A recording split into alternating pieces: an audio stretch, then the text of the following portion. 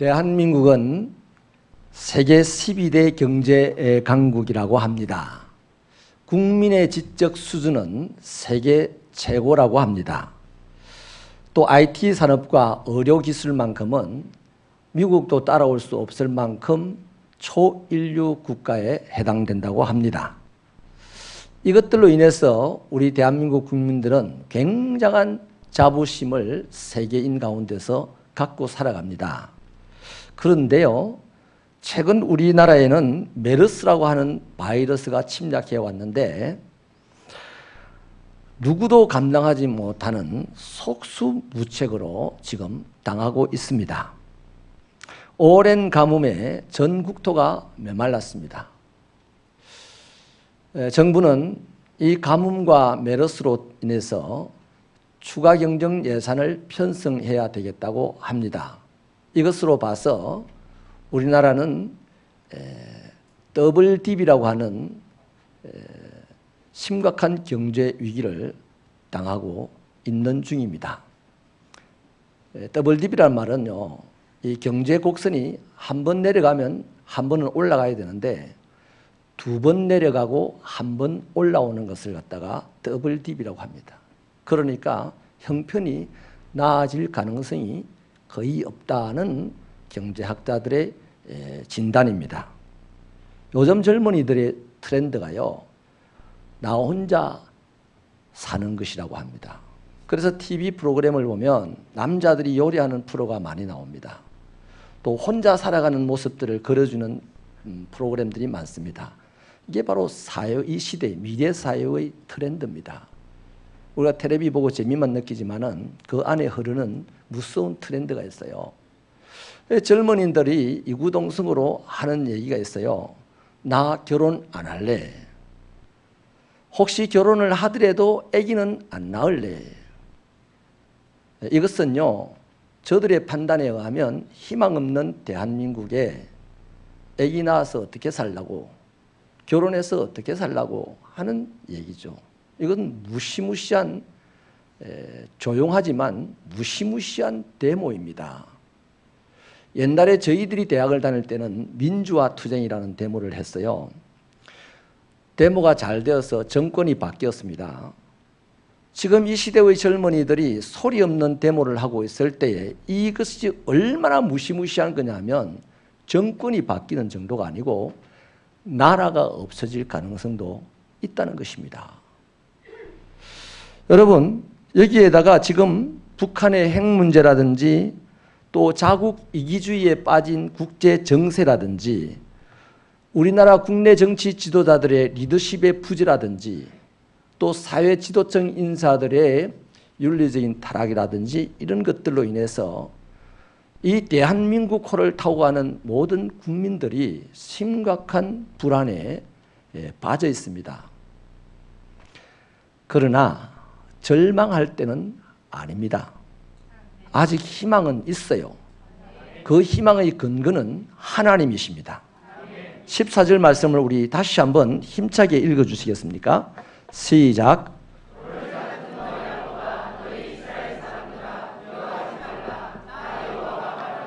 내가 너를 도울 것이라. 내 구속자는 이스라엘의 거룩한 이인이라.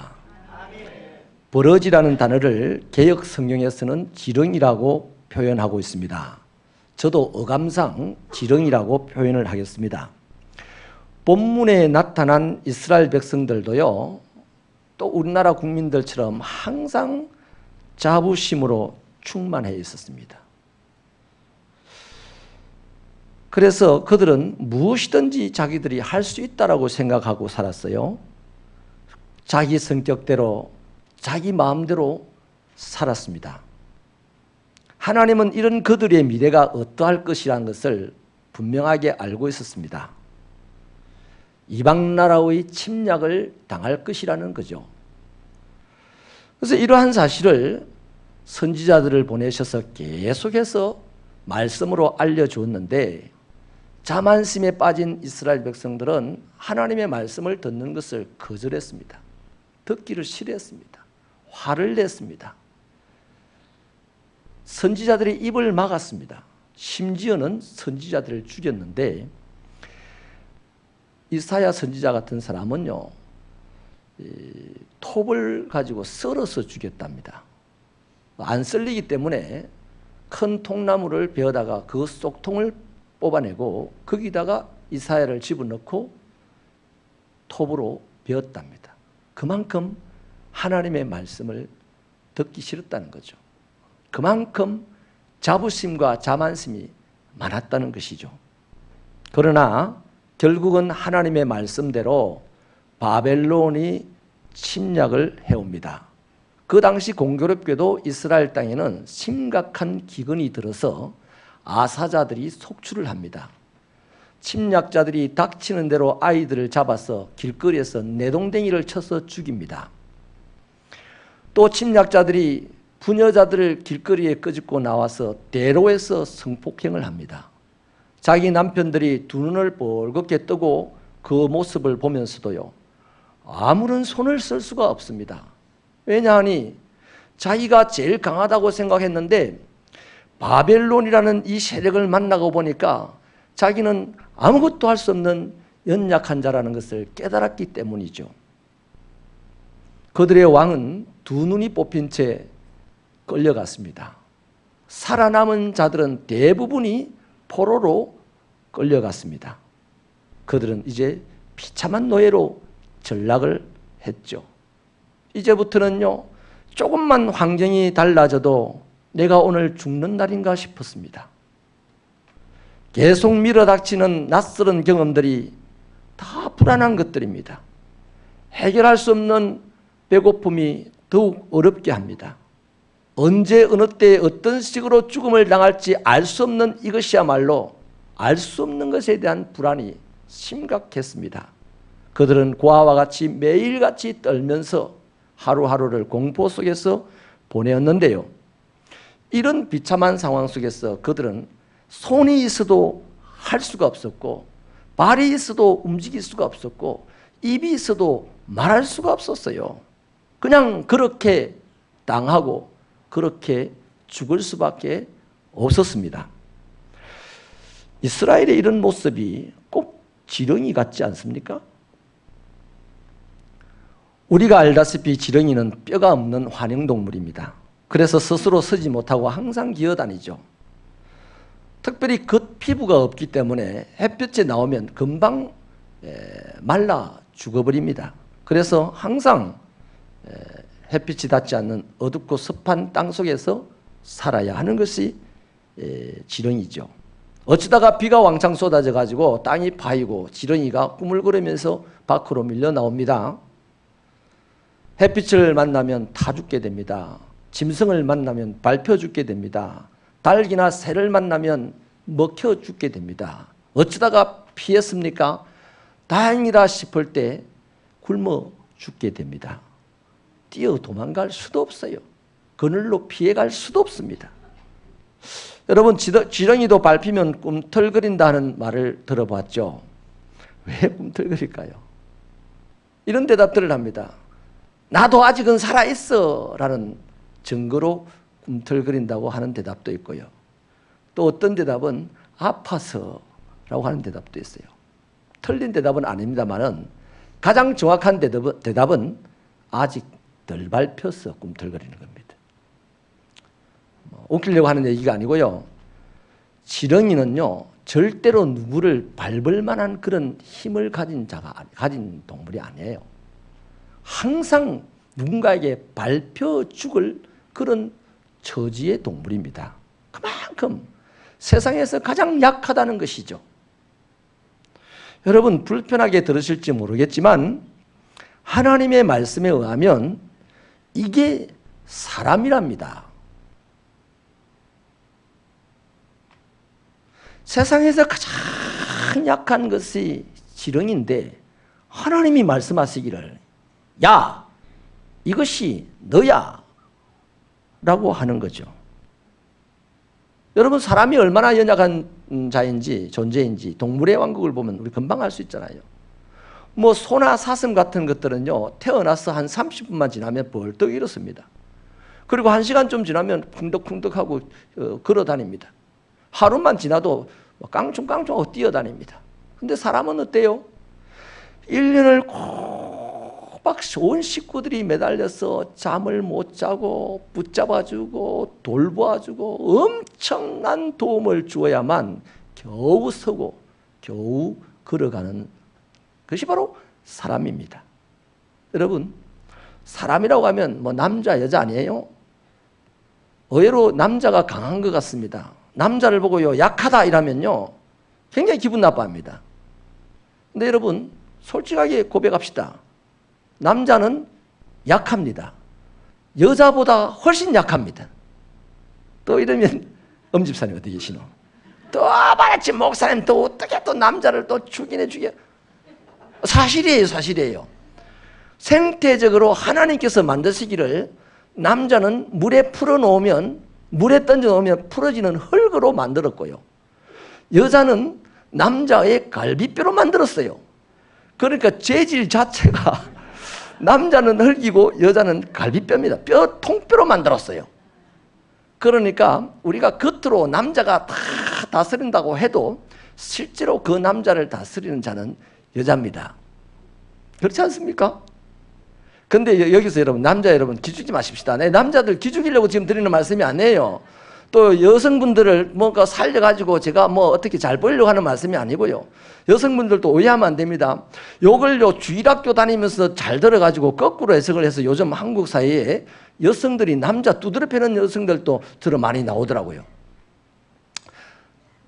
여자를 강하게 만든 것은 남자 두들겨 패라고 만든 것이 아니고요. 남자를 남자답게 남편을 남편답게 만들어주라고 여자를 강한 통뼈로 만들어줬습니다. 남자가 무너지고 남편이 무너져도 여자는 무너지면 안 됩니다. 아멘입니까? 여자는 뼈잖아. 뼈로 만들었잖아요. 그래서 무너지는 남편을 받쳐주고 그래서 남편답게 만들어주고 무너지는 이 시대의 남자들을 세워줘서 남자답게 만들어주는 것이 여자의 사명입니다. 아멘입니까? 아무튼요 이 세상에 남자든 여자든 그렇게 약한 존재예요. 우리 사실 인정하고 싶지 않지만 새벽교회 성도들만큼은 진실하게 솔직하게 인정합시다. 나는 참 약한 존재다. 누군가의 도움을 받지 않으면 살아갈 수가 없는 자다 하는 것을 고백하고 사셔야 합니다. 스스로 강한 척하고 잘난 척하며 살았던 이스라엘이요 바벨론을 침략을 받고서야 드디어 나는 아무것도 할 수 없는 자로구나 하는 것을 깨달았어요. 포로가 되어서 두려움과 불안 속에서 살 수밖에 없었죠. 희망이라고는 손톱만큼도 없어져 버렸습니다. 바로 이때에 하나님께서 말씀을 하시죠. 내가 너를 도울 것이다. 강하다고 스스로 자만하고 살아가면 하나님이 안 도와줘요. 하나님이 안 도와주면 그 사람은 아무것도 아닙니다. 근데 내가 약한 자다 하는 사실을 깨닫는 이 바벨론 포로 이스라엘에게 하나님이 또 말씀을 주시는데 내가 너를 도울 것이다. 이 말씀을요 받아들인 사람들은 드디어 희망이 생겼습니다. 그 불안하고 공포스러운 환경 속에서도 버텨볼 용기가 생겨서 견뎠습니다. 70년 후에 다시 고국 땅에 돌아올 때 온 세상이 그들을 보면서 놀랬습니다. 두려워했습니다. 할렐루야. 바라기는요 오늘도 연약한 채로 살아가는 저와 여러분에게 하나님이 말씀하신다는 것이죠. 내가 너를 도우리라. 이 말씀을 받아들이시고 믿으신다면 드디어 우리에게는 용기가 생겨납니다. 두려움이 사라지기 시작합니다. 뭔가 견딜 수 있는 힘이 생깁니다. 그 사람은 반드시 성공하는 것이죠. 이렇게 되기를 축원합니다. 그렇다면요 하나님의 도우심이 뭐냐 이거예요. 가난한 나에게 하나님이 돈을 팍 떨어뜨려 줄까요? 난 그거 아니라고 봅니다. 광야에서 만나만 먹던 이스라엘 백성들이 단백질이 먹고 싶은데 우리는 왜 이렇게 단백질도 못 먹고, 애굽 땅에 있을 때는 내가 고기도 먹었는데 도대체 이건 뭐란 말인가 불평할 때요, 그 사람들에게 하나님이 도와주시기를, 그래 단백질을 주마 하면서 소 뒷다리를 한 집에 하나씩 던져 줬습니까? 안 줬어요. 그만 씹으면 이빨에 꽂히고 들어가지도 않을 참새들 줬어. 참새들. 그 이유가 있잖아요. 이 텐트 속에서 잠을 자고 있는데 말이죠, 냈다 먹으라고 하늘에서 소 뒷다리가 하나씩 툭툭 떨어져 보세요. 그거 다 맞아 죽습니다. 먹기는 그냥 거기에 맞아 죽는다니까. 아멘이십니까? 그러니 여러분, 하나님께서 우리를 도우시는 것이 뭐냐? 실제로 내 육체가 필요로 하는 것들을 도우시는 것이 아니에요. 정말로 하나님이 우리를, 연약한 자들을 도우시는 것이 뭐냐? 그 비결이요, 10절에 있습니다. 우리가 본문 읽었던 그 앞부분에 가보십시다. 41장 10절 한번 읽어볼까요? 시작.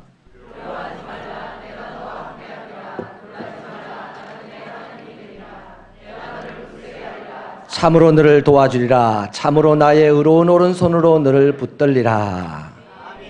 여기 보니까요, 하나님의 도우심이 정확하게 나와 있습니다. 뭐냐? 내가 너와 함께 하겠다. 함께 하심이 도와주심입니다. 할렐루야. 여러분, 하나님께서 함께 하신다. 우리가 믿는 하나님, 전능하신 하나님이시잖아요. 이 전능하신 하나님, 이 하나님이 함께 하신다면 우리 어떻겠습니까? 두려워할 일이 없을 것입니다. 요한계시록 21장 22장의 시작은요, 전능하신 하나님이 계신 곳을 설명을 해주는데요, 거기에는 눈물이 없고 슬픔이 없고 아픔도 없고 어둠이 없어서 굳이 햇볕도 별빛도 쓸모가 없다 했습니다. 생명나무가 있어서 모든 것이 치료된다고 했습니다. 저주도 없고 죽음도 없다 합니다. 그러니 전능하신 하나님이 계신 곳이 그러하니 무엇이 두렵겠습니까? 평화만 넘쳐날 줄로 믿습니다. 폭탄이 날아다니고 대포 소리가 쾅쾅 터져도요, 어머니 품 안에 젖을 빨고 있는 어린아이는 하나도 겁을 안 냅니다. 그렇잖아요.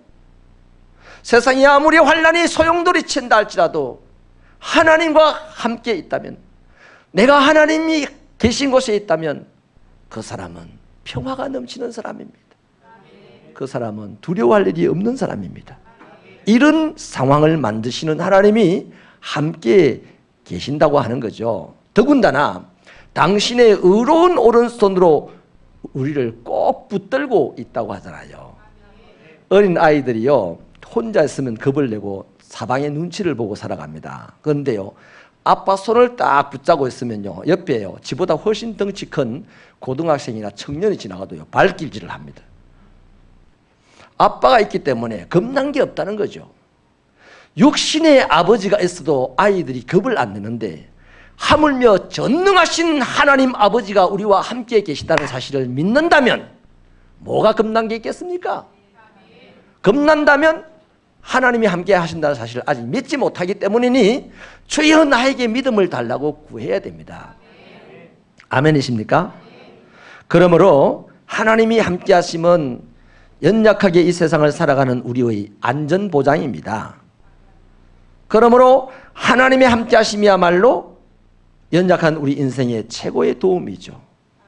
하나님의 도움 뭐다? 하나님이 함께 해주시는 겁니다. 하나님께서 함께 해주시고 하나님께서 그의 손으로 그를 붙잡아 주시니 다윗은 사망의 엄침한 골짜기를 다닌다 할지라도 해를 두려워하지 아니하였다 했고, 하나님의 손을 붙잡고 적군의 성벽을 뛰어넘는다고 하지 않았습니까? 하나님의 함께 하심이 우리에게 가장 큰 도움인 줄 믿으시면 아멘 하십시다. 그렇다면 또요, 하나님이 도와주시면 그 사람은 어떻게 될 것인가? 약한 자에서 강한 자로 변합니다. 우리 15절 말씀을 함께 읽으십시다. 15절 시작.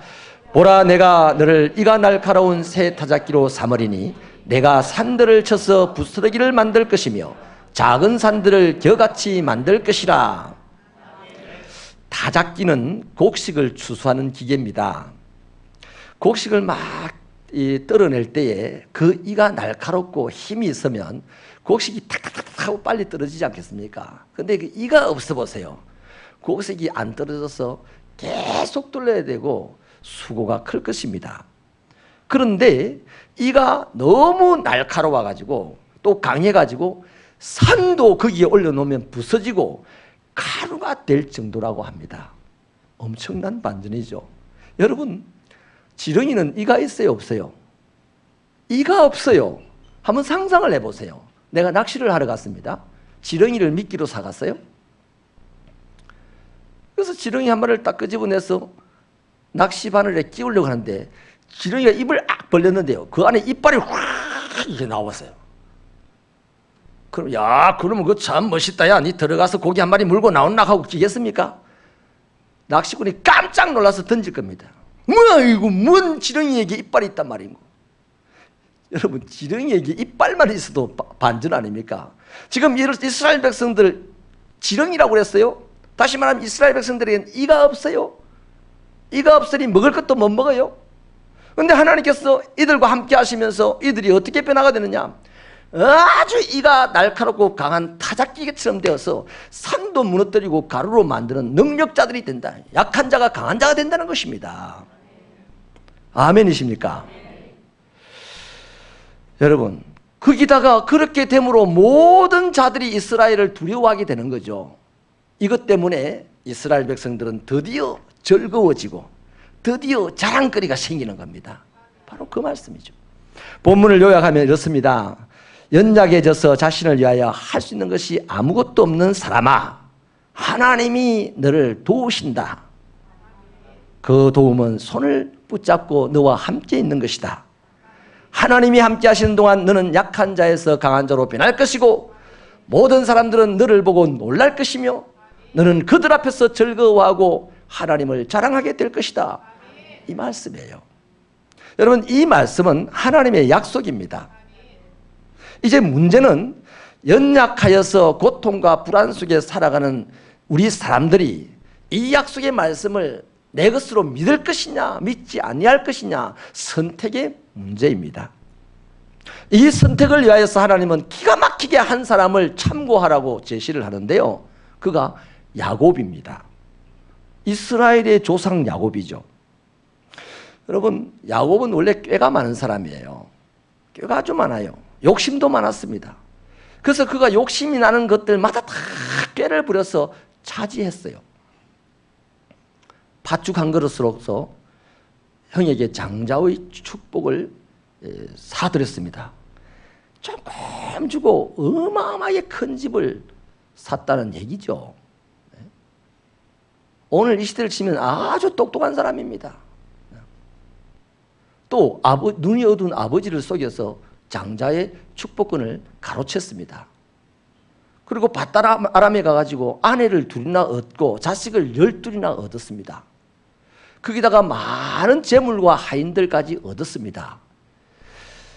야곱이 태어나가지고요, 평생을 살아가면서 꾀를 부리는 대로 됐던 사람이에요. 뭐든지 하는 대로 다 됐어요. 그래서 야곱은 자신만만하게 거부가 되어서 떼를 몰고 고향으로 돌아갑니다. 근데 그 고향 땅 마지막 길목인 야복강에서 큰 문제를 만났습니다. 형 에서가 분노하여서 군사 400명을 거느리고 달려온다는 소식을 들었죠. 그때 야곱은 또 꾀를 부립니다. 가족과 재산을 반으로 2떼를 나눕니다. 그리고 한 떼를 먼저 보내고 그 다음 떼를 보내면서 에서 형에게 어마어마한 선물을 함께 붙여서 보냅니다. 에서 형의 환심을 사고자 함이었죠. 그런데 하루 종일 기다려도 좋은 소식이 들려오질 않아요. 날이 어둡고 저물었습니다. 드디어 불안하고 초조하기 시작합니다. 꾀를 부리는 사람이요, 자기 꾀가 이루어지지 않으면요 나타난 증상이 바로 불안과 초조입니다. 그래서 야곱은 불안하고 초조한 마음으로 그 어둠 속에 웅크리고 앉아 있는데 갑자기 사람 하나가 툭 나타났습니다. 바로 느껴지는 것이 형 에스가 보낸 자객이라는 생각이 들었습니다. 그래서 네 안 죽으면 내 죽는다는 생각 때문에 막 밤새도록 그를 붙들고 싸웠는데 사실 그는 에스가 보낸 자객이 아니고 본인이 베델에서 처음 하나님을 만났을 때 그 사자입니다. 그 사자는 지금 이날까지 야곱을 모르게 야곱과 동행하면서 야곱을 지키시고 싸매시고 인도해 오신 분이에요. 그런데 야곱은 지금 그분이 하나님의 사자인 줄 모르고 자기인 줄 말고 깨를 부리고 살다 보니까 싸움을 붙었습니다. 죽도록 싸웠습니다. 이제 새벽이 되었습니다. 하나님의 사자가 야곱의 골반에 뼈를 팍 부러뜨려 버립니다. 그리고는 이스라엘이라는 이름을 주시면서 떠나가 버렸어요. 여러분, 야곱 이제요 아침에 해가 살살 뜨는데 그 시간부로 야곱은 지렁이처럼 기어다녀야 했습니다. 모든 것을 다 잃어버렸어요. 골반뼈도 어그러져 가지고 이제는 기어다녀야 합니다. 여러분, 자기 스스로 할 수 있는 것이 하나도 없어요. 해가 밝아서 저 앞에 소리가 들리는데 쳐다보니 에서의 군대는 그냥 400명이 계속해서 달려옵니다. 그럼에도 불구하고 도망을 갈 수가 없어요. 꾀를 부릴 수가 없어요. 더 이상 어떻게 할 수가 없어요. 손이 있어도 손을 움직일 수 없고 발이 있어도 발을 움직일 수 없고 입이 있어도 입을 움직일 수 없는 그야말로 지렁이 같은 사람이 되어버렸어요. 남아있는 것은 하나님이 주신 이스라엘이라는 이름 하나 남아있었습니다. 그런데 놀라운 반전이 일어나는 것을 보십시오. 죽일 줄만 알았는데 에서 형이 찾아와서 엎어져 기어 나오고 있는 이 야곱을 끌어안고 일으킵니다. 그리고 목을 엎비긋하면서 입을 맞추어서 환영을 합니다. 거기다가 네가 우리 집안의 어른이라고 주도권을 넘겨줍니다. 이날 야곱은 날생 처음 자기가 깨부리고 자기가 욕심부린 것이 아니라 모든 것을 잃어버린 상태에서 아무것도 없는 상태에서 순수하게 하나님이 함께 하심으로 오는 평안, 오는 승리를 맛보고 마치 건물이 무너져서 한 달 내도록 지하 캄캄한 데 갇혀 있다가 햇볕 가운데 나와서 손을 태양을 향해서 활짝 펴면서 살았다 하는 이 기쁨을 누리는 사람처럼 야곱, 살았다. 내 힘으로 아무리 노력해도 탈탈 털리고 내 몸까지 틀릴 수밖에 없는 연약한 나의 인생이지만은 하나님이 함께 하심으로 나는 살았다. 그래서 이스라엘에 오늘까지 야곱이라는 사람은요, 그 이름도 쟁쟁하지 않습니까? 자랑스럽지 않습니까? 사랑하는 여러분, 야곱의 이 인생 이야기에는 저 위에 지금 현재 바벨론의 포로로 잡혀가 있는 그 사람들뿐만 아니라 오늘 이 시대에도 약한 자로 살아가는 우리 모두를 향하신 하나님의 엄청난 축복의 이야기입니다. 지금 우리는 서두에 말씀드린 것처럼 여러 가지 환경과 형편과 정세로 말미암는 환난들이 밀물처럼 밀려오고 있습니다. 그렇다고 희망도 없이 두려워하다가 인생이 끝났어야 되겠습니까? 안 됩니다. 우리는 아직도 희망이 있습니다라고 외쳐야 하는 사람들입니다. 왜냐? 이 희망이 없는 구약시대의 바벨론 포로들에게 이사야 선지자가 하나님의 말씀을 받아 내가 너희를 도울 것인데 너희와 함께하며 너희를 붙잡을 것이다 라고 하셨던 말씀이 있었던 것처럼 오늘 우리들을 향하여서도 마태복음 28장 20절 주님이 직접 말씀하시기를 볼지어다 내가 세상 끝날까지 항상 너희와 함께 있을 것이다 라고 말씀을 하신 약속이 있지 않습니까? 아멘이십니까? 때문에 저와 여러분은 반드시 잘 되어야 합니다. 잘 되고 잘 되어야 합니다. 이것이 하나님의 뜻입니다. 하나님은 이것을 위하여서 오늘 환난이 밀물처럼 밀려오는 이 시대에도 우리를 도우십니다. 우리와 함께 하심으로 도우시고 우리의 손을 붙잡으셔서 도우십니다. 그리고 반드시 우리를 강하게, 하나님보다 조금 못하게, 세상에서 가장 강하게 만드실 것입니다. 저는 그러한 일들을 체험했습니다. 제가 부도를 맞고 병이 들어서 이제 의지할 때는 하나님밖에 없어서 하나님의 집에 갔는데, 어느 날 갑자기 신학교의 문이 닫혔어요. 4월이면 닫힌 거 아닙니까? 그런데 어떤 훌륭하신 분이 강제로 저를 신학교에 보내시는 거예요. 그런데 이것을 꼴사나워 하시는 한 장로님이 있었어요. 그래서 그 장로님이 저를 한번 부르더니 짜장면을 사주시면서 이런 말씀을 하세요.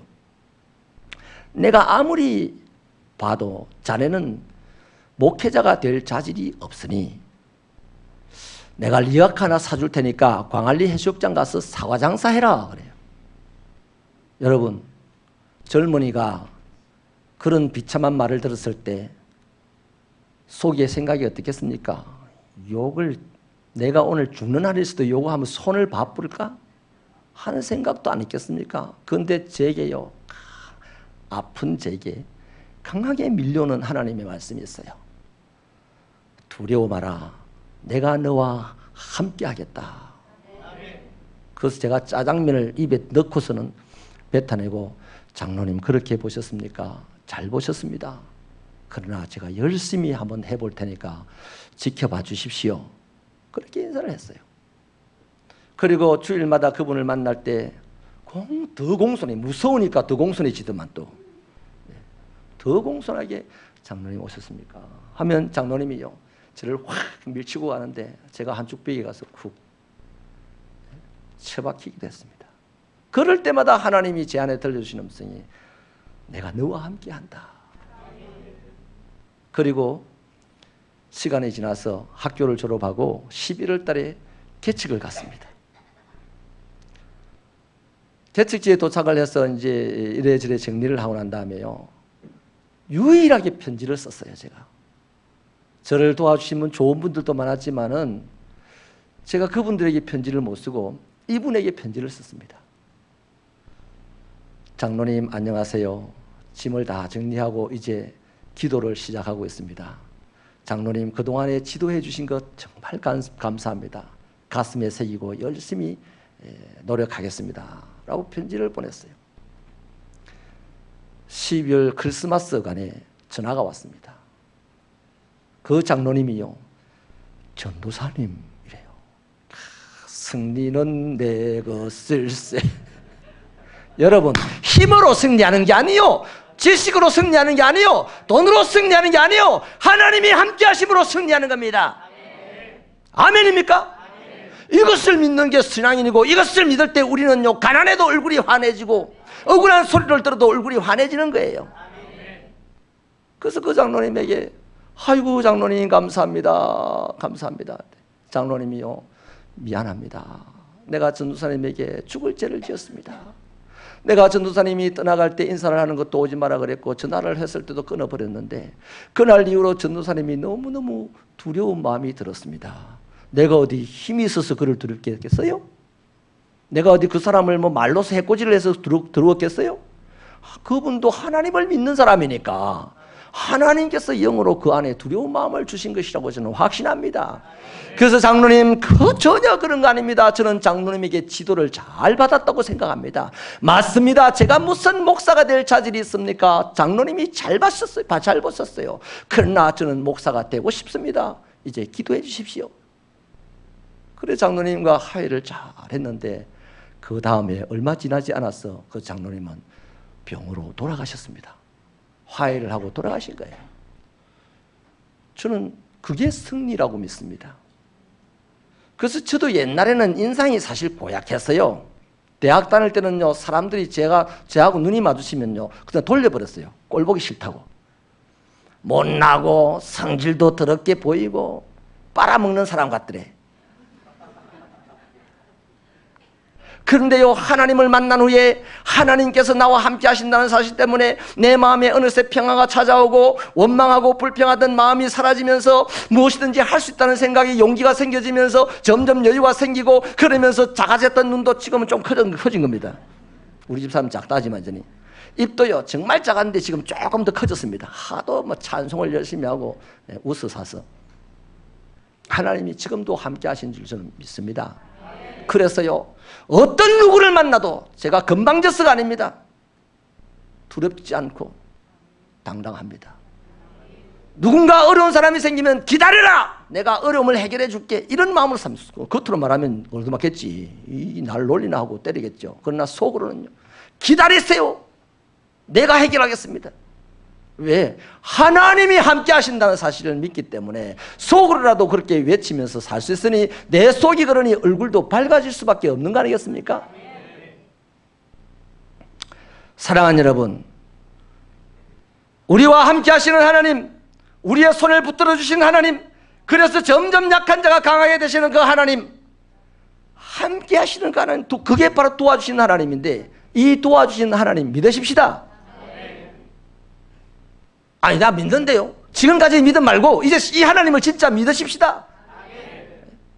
여러분, 어떤 가수가요, 오빠 한번 믿어봐 하는 노래를 하더만요. 그런 오빠 믿었다가 낭패를 당할 수도 있어요. 그러나 하나님 한번 제대로 믿어보십시다. 하나님의 역사가 일어날 만큼 한번 믿어보십시다. 이 혼란기에, 이 어렵고 중대한 이 위기의 시대에 모든 사람들이 우리를 보면서 맞아, 살 수 있어, 맞아, 할 수 있어, 저 사람을 봐라.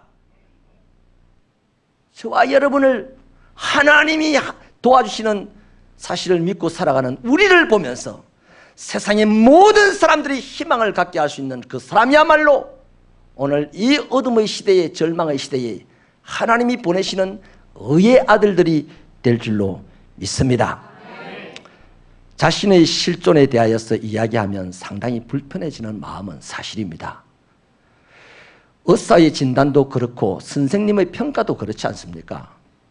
그러나 의사의 진단을 받을 때, 선생님의 평가를 받을 때 나의 실존을 분명하게 받아들일 수 있는 사람만이 치료가 가능하고 성장이 가능한 거요. 하나님께서는 이스라엘 백성들을 향하여서 버러지 같은 자, 지렁이 같은 자라고 했습니다. 비난하는 소리가 아닙니다. 그렇게 연약한 자이기 때문에 내가 너를 도울 것이다 라는 말씀입니다. 이것은 오늘 우리들에게도 동일하게 주시는 말씀입니다. 심기가 불편하십니까? 뭐 나를 버러지라고, 나를 지렁이 같다고, 난 살아있어, 난 할 수 있어, 이렇게 꿈틀거리시렵니까? 혼란이 밀물처럼 쏟아져 올 때 그 꿈틀거림은 금방 끝날 수밖에 없어요. 그러니 미리부터 나를 도우시는 하나님을 의지하고 감싸고 찬송하면서 오늘을 살아보십시다. 하나님의 약속의 말씀은 반드시 이루어져서 우리의 인생은 세상 사람들이 안 되면 안 될수록 하나님의 사람들은 잘 되는 역사가 있을 줄로 믿으시면 두 손 들고 아멘 하십시다. 기도하시겠습니다.